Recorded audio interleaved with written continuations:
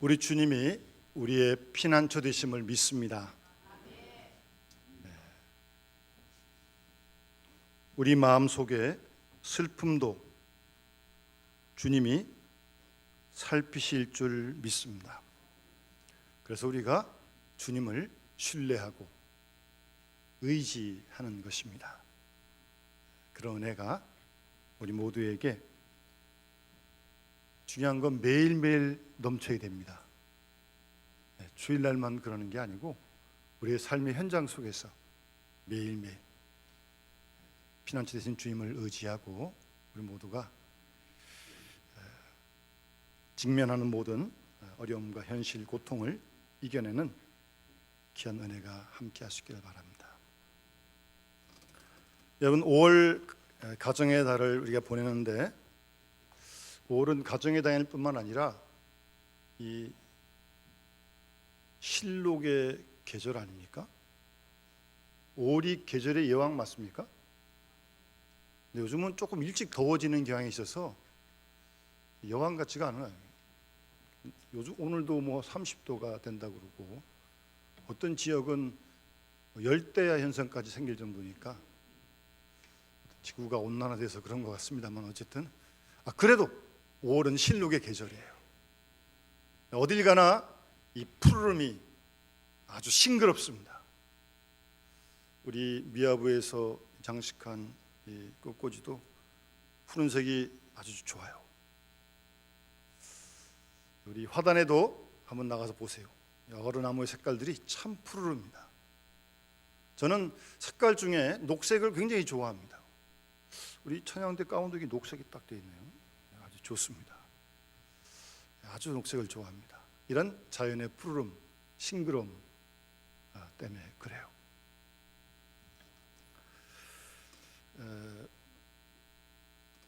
우리 요즘은 뭐 이 복음성을 잘 안 부르더라고요. 유행이 좀 있는 것 같은데, 왜 복음성 중에 그런 복음성 있죠?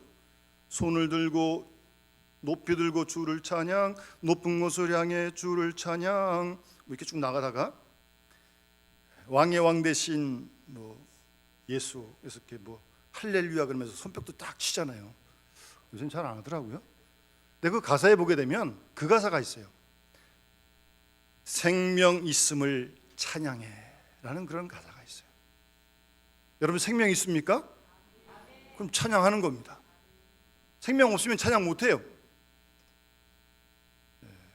생명 있음을 찬양한다는 거예요. 그 시편 150편 맨 마지막 절에 보면 호흡이 있는 자마다 여호와를 찬송할지라 그랬거든요. 여러분, 우리가 생명이 있으면 하나님을 찬양합시다. 뭐 주위 환경이 어떤 형편이 있건 그런 환경은 변하는 거 아니겠습니까? 찬양을 해야 돼요. 그게 지음받은 피조물이 창조주 하나님을 향한 영광 돌리는 모습인 줄 믿습니다. 생명이 있음을 찬양하는 거예요. 생명이 있음을. 그런데 이 생명도 우리가 한 두 가지로 꼭 좀 나누어서 생각을 해야 합니다. 이렇게 숨쉬는, 호흡하는 생명이고, 이 식물도 지금 살아있는 거죠. 그런 의미의 생명도 있습니다. 심장이 뛰고 살아있는 거죠. 그런 육체적인 생물학적인 생명이 있어요. 호흡하는 거, 숨쉬고. 그런데 그 생명만 있는 건 아니에요. 특별히 요한복음에서 생명이라는 단어가 많이 나오는데, 내가 길이요 진리요 생명이다. 나는 부활이요 생명이다. 예수님이 하신 말씀이에요. 오늘은 생명의 떡이다. 예수님께서 생명의 떡이라고요. 예. 이렇게 표현하는 생명은 이 숨쉬는 생명을 얘기하는 게 아니에요. 생물학적이고 의학적인 생명을 얘기하는 게 아닙니다. 그러니까 요한복음 5장 24절에 보면 예수님께서 내가 진실로 진실로 너희에게 이르노니 내 말을 듣고 나 보내신 이를 믿는 자는 영생을 얻었고 심판에 이르지 아니하나니 사망에서 생명으로 옮겼다, 그렇게 말씀하십니다. 여기서 말씀 생명도 숨쉬는 생명을 얘기하는 게 아니에요. 말씀 그대로 예수를 믿고 예수 보내신 하나님을 믿음으로 얻은 생명을 얘기하는 거죠. 영생적인 생명이죠. 여러분, 그런 생명 얻으셨습니까? 좀 그런 사람답게 좀 가슴을 좀 쭉 피시고 영생을 가졌는데요, 사망에서 생명으로 옮겼는데요. 그래서 요한 1서 5장에 보면 좀 더 구체적으로 사도 요한은 아들이 있는 자에게 생명이 있고 아들이 없는 자에게 생명이 없다 그랬어요. 여기서 생명은 결코 수심 생명을 얘기하는 게 아니죠. 그러니까 우리는 사람을 볼 때마다 그 사람 속에 예수가 있는지 그 사람 속에 예수가 없는지 그걸 봐야 돼요. 아들이 없으면 생명이 없으니까. 그래서 우리가 어쩌든지 예수를 증거해서 그들 속에 생명이 있도록, 구원을 얻도록, 영생을 얻도록 해야 되는 거 아니겠어요? 네, 그런 의미의 생명을 얘기하는 겁니다.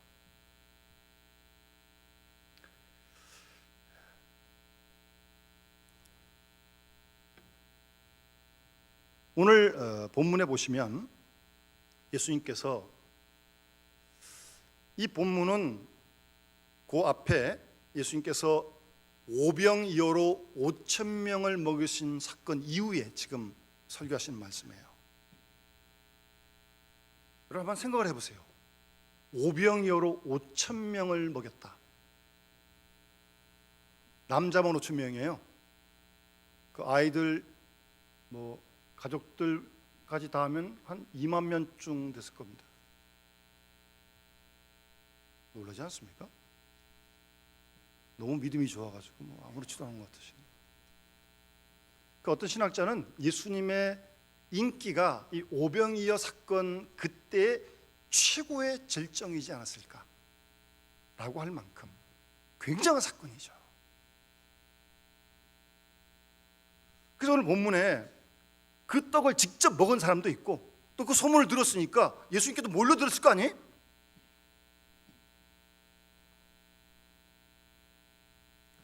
그들에게 지금 예수님께서 지금 설교를 하고 계신데 잘 소통이 안 돼요. 그러니까 지금 여기 모인 무리들은 떡을 먹었기 때문에 또 그 떡을 또 먹고 싶고 또 계속 먹으면 일 안 해도 되잖아요. 또 그런 소문을 들은 사람도 나도 한번 가봐야겠다. 저런 기적이 또 일어나면 나도 좀 어떻게 좀 떡도 좀 얻어 먹을까 하고 구경하러 그러고 모인 사람들. 예수님께서 정확하게 진단하시죠.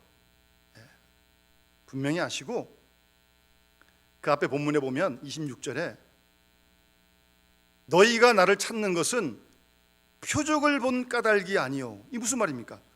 이 오병이의 사건을 통해서 5천 명의 사건, 이 사건은 예수 그리스도가 그리스도이고 메시아임을 증거하는 거거든요.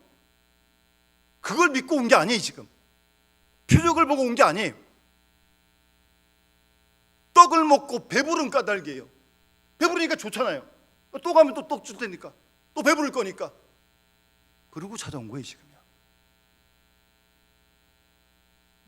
그러면서 하나님의 아들이라 그러니까 당신이 하나님의 아들인 걸 표적을 또 보여달라고 그러는 거예요 지금요. 전혀 믿음이 없어요.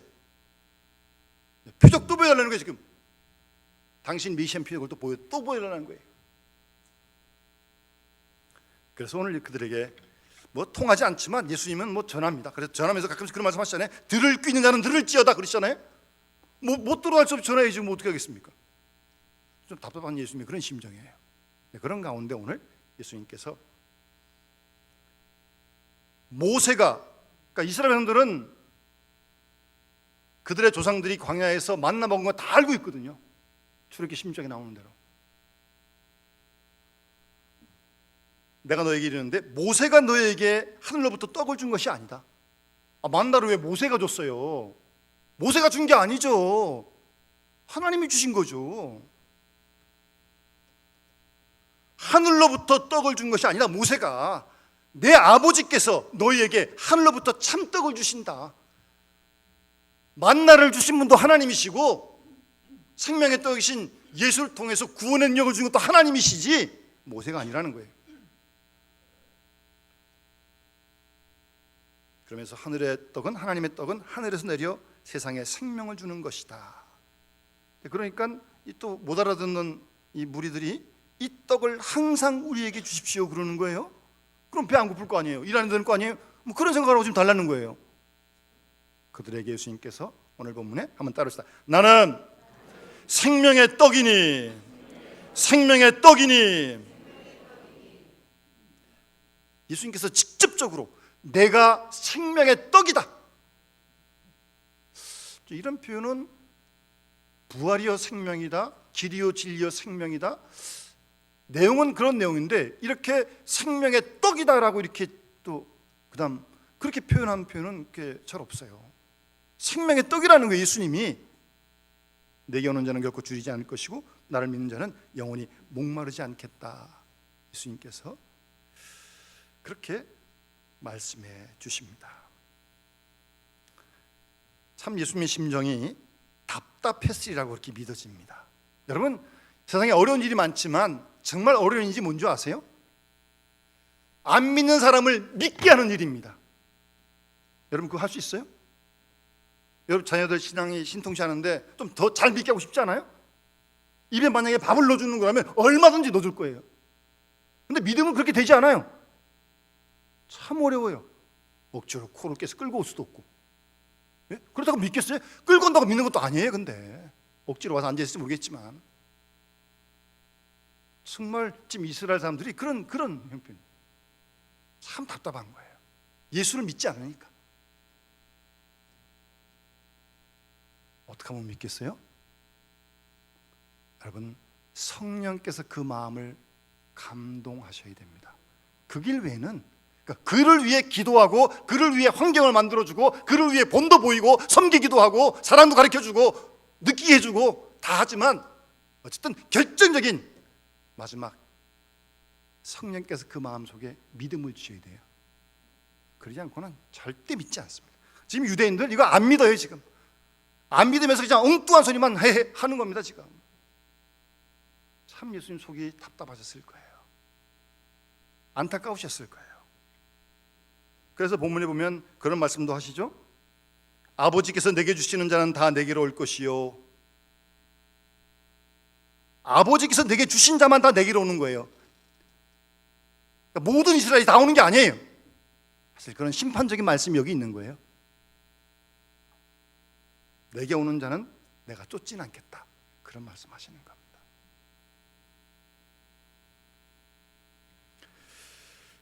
오늘 말씀을 통해서 예수님께서 말씀하시건 우리가 그 강조점을 분명히 알아야 합니다. 우선 그러니까 조상들이 먹은 만나 다 알거든요. 이스라엘은 잘 압니다. 그리고 이스라엘 사람 생각에는 메시아가 오면 만나가 또 내릴 줄 알았어요. 그런 기대를 가지고 있었어요. 이스라엘 사람들은요. 그러니까 그걸 예수님이 아시니까, 예수님도 유대인이니까 오늘 이런 말씀을 지금 하시는 거예요. 그런데 만나, 조상들이 광야에서 먹은 그 만나는 모세가 준 게 아니라는 거예요. 모세가 준 게 아니죠. 하늘로부터 온 것이고 하나님이 주셨다는 겁니다. 만나는. 그리고 이 만나를 주신 사건은 그거 먹고 배부르라고 준 것, 그것만이 아니라 만나를 주신 사건은 영원한 생명의 떡이신 예수 그리스도를 상징적으로 미리 보여준 것이다. 사실은 그 말씀을 하고 싶은 거예요. 지금 만나의 사건이 영원한 생명의 떡으로 이 땅에 오신 예수 그리스도를 상징적으로 예표로 보여주신 사건이다. 예수님의 강조점은 거기에 있는 것입니다. 그러니까 너희들이 먹고 배부른 그것만 생각할 것이 아니라 하늘로부터 내려온 만나, 하늘로부터 양식, 그리고 그 양식은 계속적으로 먹어야 되는 거예요. 여러분 아무리 바쁘셔도 뭐 한 번 먹고 일주일 견디시겠어요? 그런 부분은 없어요. 아무리 바빠도 매일매일 식사를 하셔야 돼요. 마찬가지로 하늘의 양식도 계속적으로 공급받아야 되는 거예요. 주일만 어림도 없습니다. 주일 받아가지고 어떻게 일주일 삽니까? 밥 한 번 먹고 일주일 살 수 있어요, 여러분? 안 된다는 거예요. 그런 계속적으로 생명이 쥐어져야만 살 수 있다고 하는 그런 참된 신앙을 가져야 한다. 그걸 지금 주님께서 말씀하고 있는 것입니다. 여러분, 우리가 자녀가 부모로부터 탄생하잖아요. 저절로 큽니까? 아니잖아요. 일정 나이가 될 때까지 부모님의 돌보심이 얼마나 많습니까? 뭐 100일 때까지입니까? 목욕은 맨날 시켜야 되고 뭐 처음에는 계속 먹어줘야 되고 뭐 손이 하나둘 가는 게 아니에요. 그러니까 무슨 말입니까? 한 번 태어났다고 그냥 사는 게 아니에요. 계속적으로 태어나야 하고 계속적으로 생명을 공급해줘야 그 아기가 자라는 거 아니에요? 먹고 사는 존재라는 말씀입니다. 우리 인간은. 그래서 예수님께서 나는 생명의 떡이다라고, 참떡이라고 말씀하시는 것은 아기가 자라서 자라기까지 부모가 계속 도와주듯 우리가 예수 믿고 구원받았지만 계속적으로 하늘의 양식을 계속적으로 공급받아야 생명을 유지해 갈 수 있다는 말씀입니다. 육적으로도 마찬가지고 영적으로도 마찬가지입니다. 우리가 밥은 배고프면 먹을 줄 알지만 영적으로는 말씀을 안 들어도 사는 것처럼 생각하면 신앙적인 성장이 더딘 것이죠. 절대 하나님 말씀 없이 안 자랍니다. 오래 다닌다고 자라는 게 아닙니다. 여러분 고기를 좋아하시는지 모르겠어요. 여러분 고기가 언제가 제일 맛있는 줄 아세요? 제가 언제 한번 그 직원한테 물어본 적이 있어요. 그러더라고요. 고기를 금방 잡은 걸 먹으면요 찔게 됩니다. 못 먹는답니다. 그러니까 고기를 잡아가지고 한 5일 정도 적절한 온도에서 저장했다가 그때 고기를 구워 먹는 게 제일 맛있대요. 여러분 그 불에 굽는 고기가 살아있습니까? 죽었습니까? 물론 죽은 고기죠. 잡아쓴 거니까. 그런데 사실은 살아있어요. 그러니까 죽었다는 의미에서는 부패한 고기가 죽은 거예요. 그냥 고기를 잡아다가 그냥 놔두면 상온 실온에 있으면 썩잖아요. 그거는 죽은 거예요. 그건 먹으면 배탈 나요. 그런데 소를 잡아서 불에 구워 먹는 고기는 썩은 건 아니잖아요. 누가 썩은 걸 먹어요? 못 먹어요. 그거는 죽은 고기지만 그 속에 생명이 있는 거예요. 채소도 마찬가지 아니에요? 적절히 데쳐가지고 먹잖아요. 근데 이것도 야채 같은 것도 채소도 썩으면 부패한 걸 먹으면 탈나요. 그러나 우리가 생거로 먹기도 하지만 데쳐서도 먹잖아요. 죽은 거 아니에요. 데친 거는 적절하게 지금 그 내용적으로는 살아있는 거죠. 어쨌든 우리가 생명을 먹고 산다니까요. 매일매일 육신적으로도. 우리의 영도 마찬가지입니다. 매일매일 영적인 양식을, 말씀을 공급받아야 사는 겁니다. 생명의 떡이신 그리스도의 말씀을 공급받아야 우리 영이 사는 거라고요. 그런 내용을 주님께서 지금 말씀하고 있는 것입니다. 그러니까 밥을 먹지 않고는 우리가 못 사는 거 아니에요? 뭐 일정 기간 금식은 할 수 있지만 계속 금식하면 죽는 거죠. 영적으로도 마찬가지입니다. 계속적으로 주의 말씀을 공부받지 못하면 영적으로 죽습니다. 몸은 왔다 갔다 할지 모르겠지만 그건 사는 게 아니에요. 주의 뜻을 분별하지 못해요. 하나님 기뻐서 삶을 못 삽니다. 우리가 밥을 먹지 않으면 살 수 없듯이, 일용할 양식 먹지 않으면 살 수 없듯이 우리 그리스도인들은 예수님 없이는 못 사는 겁니다. 예수님 없이 못 사는 거예요. 그 말씀을 못 들으면 생명의 떡을 안 먹고 못 산다니까요. 예수님께서 참떡은 하늘로부터 내려온다. 여러분 사실 우리가 먹는 거 모든 음식도 다 하늘로부터 오는 거예요. 사실은 소가 풀을 먹잖아요. 풀은 햇빛과 비를 맞고 자라서 풀이 자라는 거 아니? 그 풀을 소가 먹고 소고기를 우리가 먹는 거 아니? 모든 것이 다 하늘로부터 오는 거예요. 그러니까 생명의 근원이 하나님께 있다는 겁니다. 그러니까 하나님은 생명을 창조하실 뿐만 아니라 살아있는 우리로 하여금 그 생명이 유지되도록 하나님께서 은혜를 매일매일 베풀고 계신 거죠. 그리고 이 떡을, 생명의 떡을 먹어야 산다는 거예요. 먹어야. 음식도 먹어야 사는 거지. 주님의 말씀도 먹어야 사는 겁니다. 이 말씀은 주님과 우리의 관계를 설명하고 있는 겁니다. 주님과 우리의 관계를 설명하는 거예요. 먹고 산다는 것, 주님과의 올바른 관계를 말하는 것입니다. 바른 관계예요. 바른 관계. 좀 삐뚤어지고 이렇게 뭐 붙어서 떨어졌다 그런 관계 말고 건강한 관계, 주님과 함께. 몸은 떡을 먹고 살듯이 우리의 영은 말씀을 먹고 사는 것입니다. 여러분, 하나님 말씀이 뭐예요? 하나님이 사랑이시잖아요. 하나님 말씀이 사랑입니다. 사랑이 생명이고 사람은 사랑하며 살아가는 거예요. 생명을 주신 하나님이 사랑이시니까 생명을 주신 이유는 사랑하고 살라는 거예요. 우리로 하여금 사랑하는 삶만이 살아가는 겁니다. 그 반대로 죽이고 시기하고 미워하고 질투하고 다 그건 죽어가고 있는 거예요.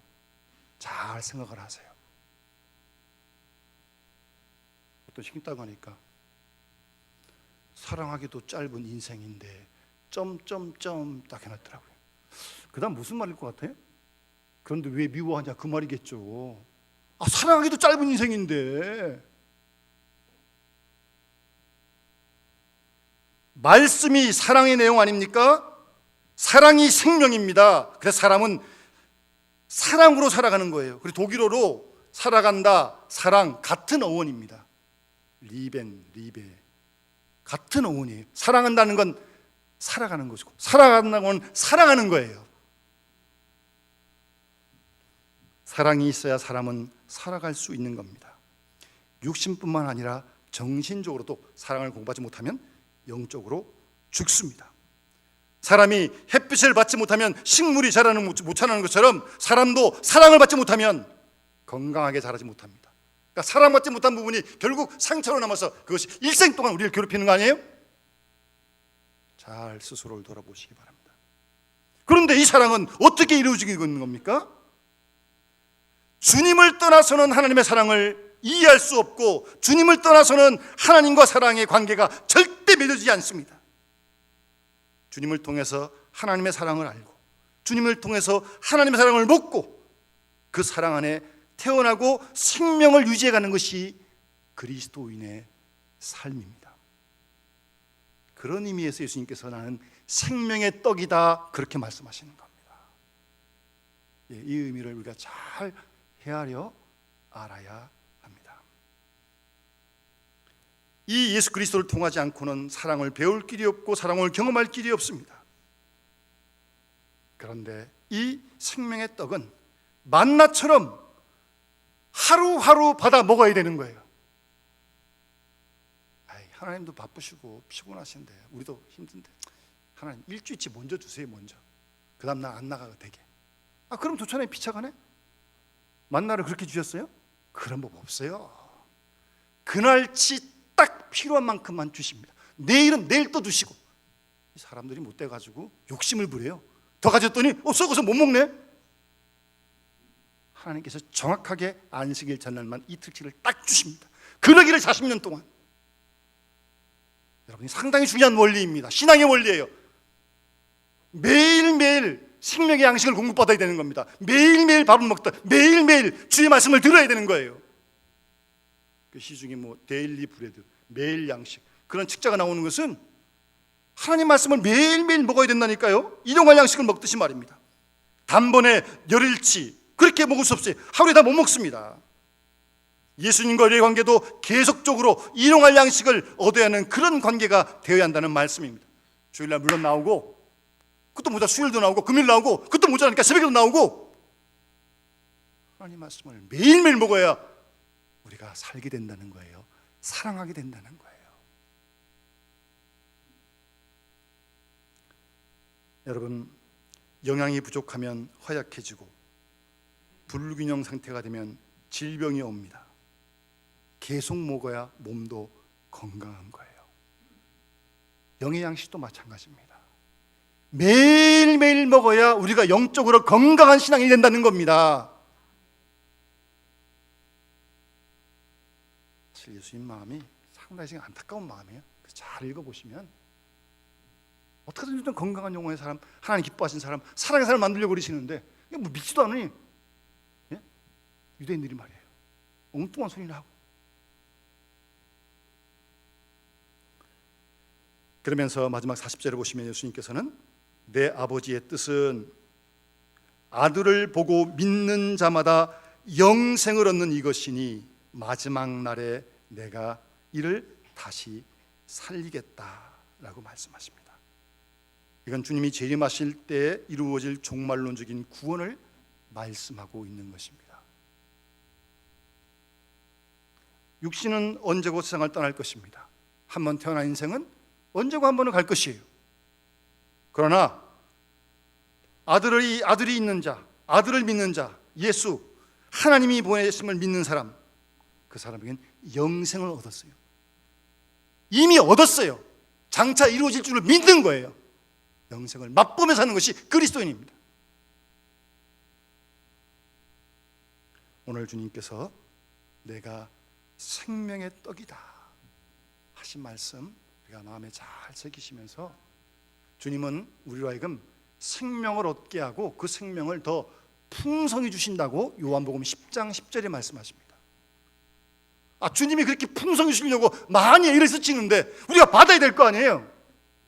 예? 그래서 기쁨도 누리고 평강도 누리고 두려움도 몰아내고 미움, 시기일도 이겨가고 그런 건강한 믿음의 사람이 되어야 될 거 아니겠어요?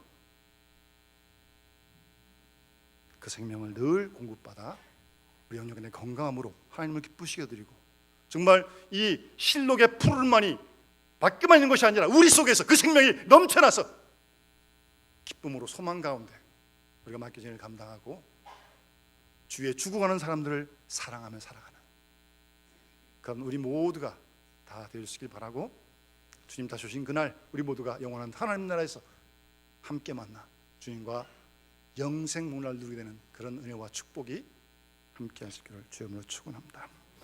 주신 말씀 기억하면서 우리 292장 함께 우리 찬양 부르면서 봉헌하도록 하겠습니다.